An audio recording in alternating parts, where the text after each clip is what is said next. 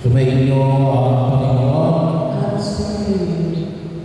So sa mga pagbasa natin ng mga banal na kasulatan, ay makikita natin na hindi lang yung isa ang nagpunas ng paa ni Jesus. Yung isang pagkakataon ay yung isang babae na nagpunas ng paa ni Jesus sa bahay ng isang iskriba. Ito ngayon, magkaiba po ito ng babae. Hindi po pareho ito si Maria Magdalena. Ngayon, nakita natin sa Ebanghelyo sa Juan na pinunasan din yung paa ni Jesus. Saan pinunasan? Doon sa bahay ni na Lazaro, Marta at ni Maria. So bahagi na makikita natin, magkaiba po ito ng babae. So, pero ito ay nakita natin sa Bitanya ng na nagpapahayag na una ay yung pagkaparaan na ibinigay ni Maria kay Jesus sa pamagitan ng pagbuhos ng pabango sa paa ni Jesus. Pagpapahayag ng kanyang pagsisisi at pagkilala sa Biyaya Santo.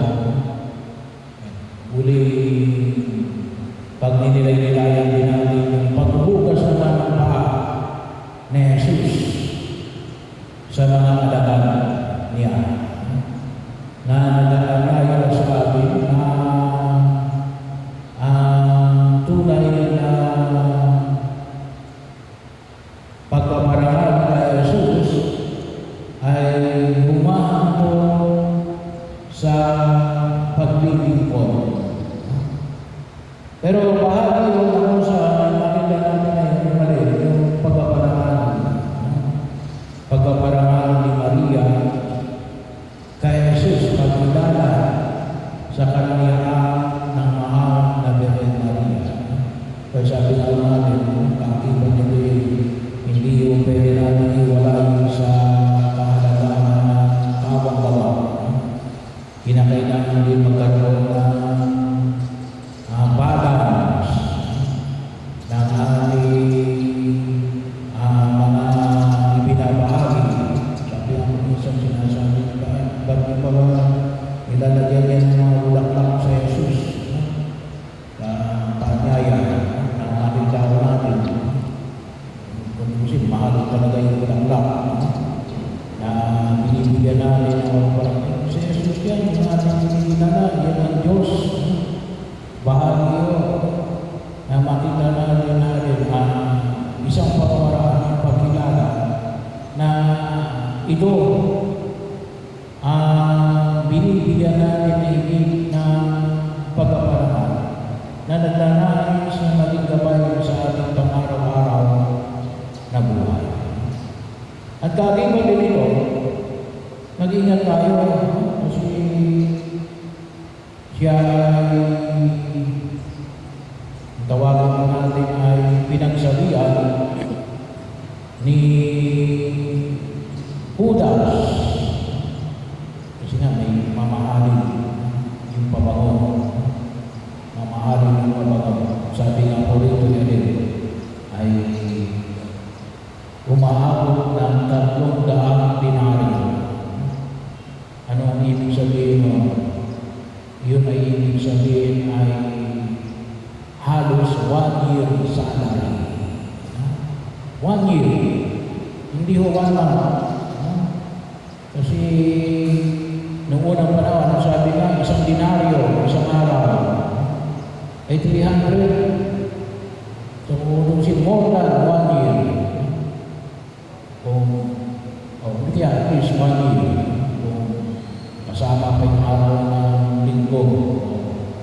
limang araw o 6 na araw. Ay biro mo yun, 1 year na sahod.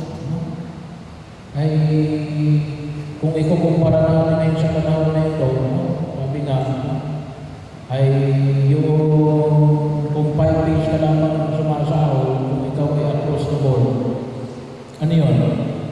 9,000 per month. Times 10, 90,000. Tapos magdagdag na pa 18. Ay di alos makita natin ay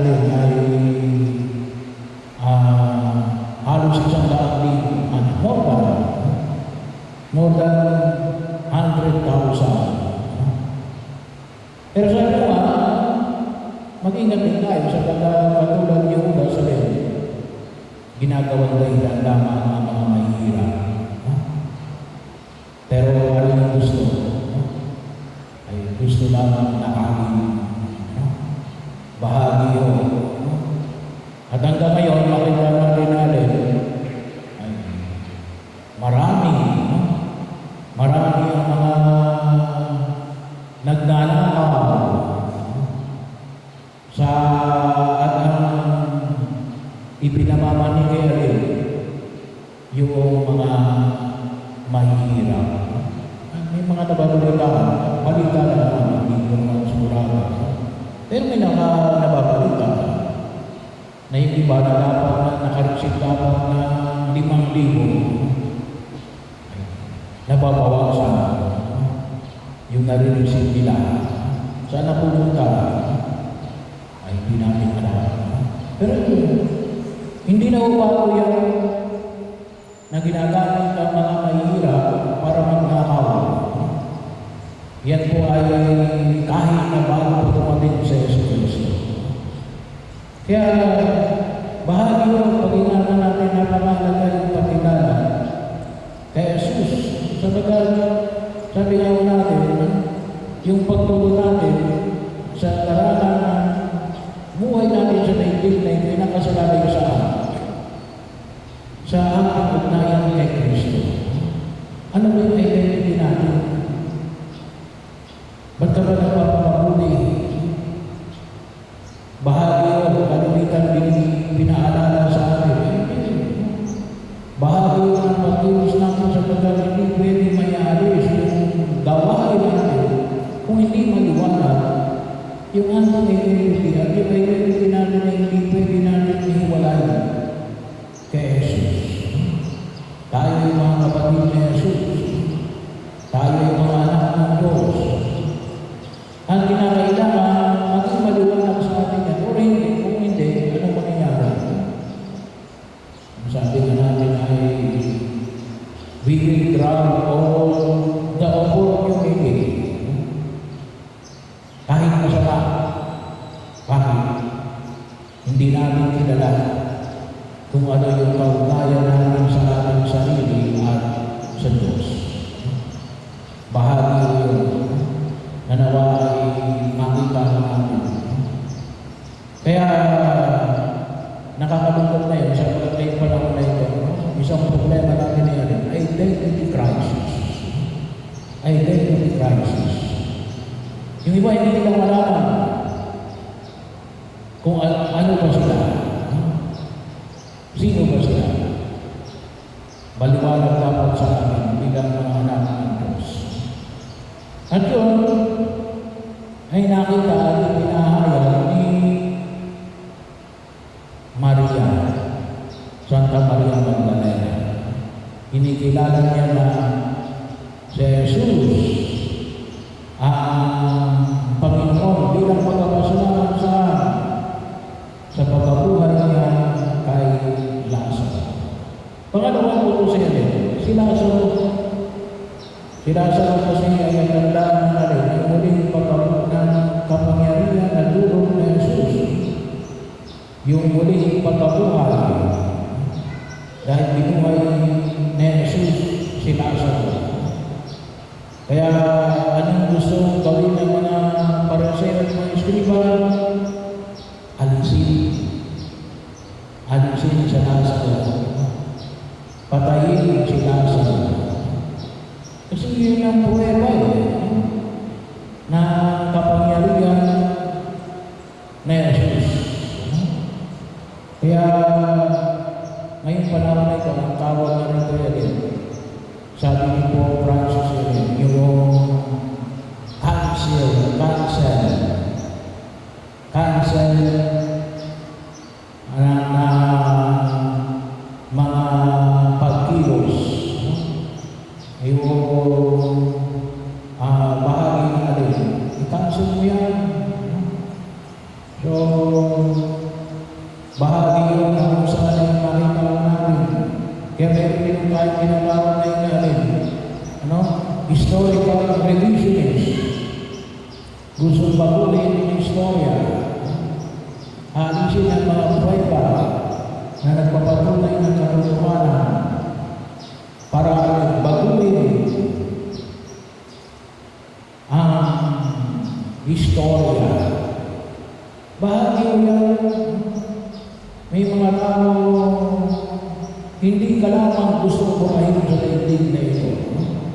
Ngunit dahil yan, gusto nilang burahin yung pruweba na alin, siguro ay mas successful ka kaysa sa kanila. Kaya pag-inalan namin ang mga ganyan uri ng mga pangyayari at mga tao. At bahagi yun na kung saan ay pangalagaan natin yung biyaya na ipinagkakaloob ng Diyos sa atin. Sabagat bahagi yan ang karanasan mula pa noong panahon na Jesus na may mga tao na nais na burahin ang katotohanan, nais na burahin ang kapangyarihan na dulot ng pagliligtas ng Diyos. Kaya nawa po ay pag-inalan natin, napakahalaga ang mga kung tawagin po natin ang mga saksi ng katotohanan. Kaya pangalagaan natin ang mga bagay na ito na nagpapahayag ng katotohanan na dulot na mga pangyayari na magpapahayag lalo-lalo na ng ating pananampalataya. Of course, alam naman natin na kahit na anong gagawing pagpupura, alam naman natin na yun ay mananatili. Kaya mayroon tayong tinatawag na indelible ink, yung tinta na kailanman hindi mabubura. Pero pag-inaral natin sa marami ang ilim lang ngayong kapanahonan na ito. Bahagi kung minsan hindi natin nalalaman, ang tawagin natin ngayon, yung saan na lang, hindi natin mamalayan, inaatake na pala tayo. Kasi ang ginagamit niya rin, papyaw, hindi lantaran. Pero sabi niya yun, pinagplanuhan na tayo. Binigyan na tayo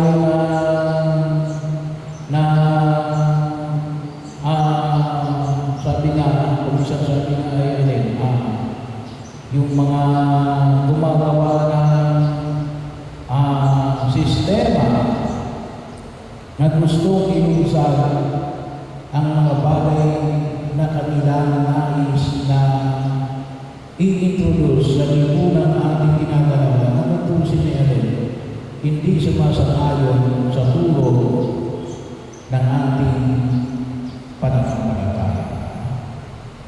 Kaya sana po ay itulog natin sa harapan ng Diyos. Kaya ngayon po ay sinimula natin yung ating istasyon ng krus kasama ng mga imahe. Ito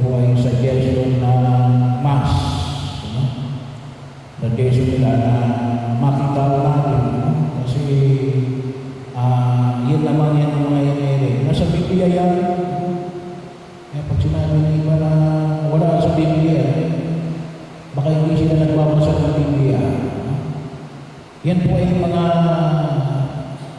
sabi nga natin, image na tutulong sa atin natin.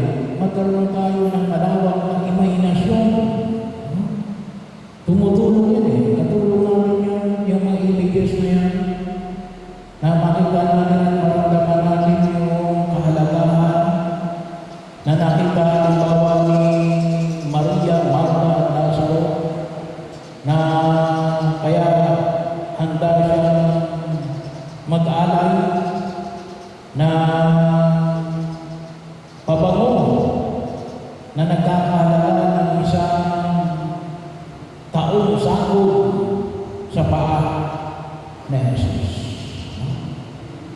Kaya ako din po nagpapasalamat sa mga may-ari ng mga puno at sa inyo na mga sumama sa pagdilay na ito na makita natin na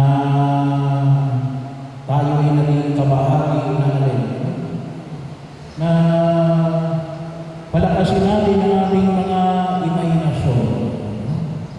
Kasi kuminsan hindi na gumagana yung ating imaginations. Hindi lamang sa larangan ng pananampalataya, ngunit sa larangan ng aspeto ng ating buhay, sa lipunan, sa profesyon natin, sa mga bagay na kung saan ay makita natin na rinais ng Diyos na makita yung kanyang walang hanggang pagpiligtas. Ginawag natin kalimutan.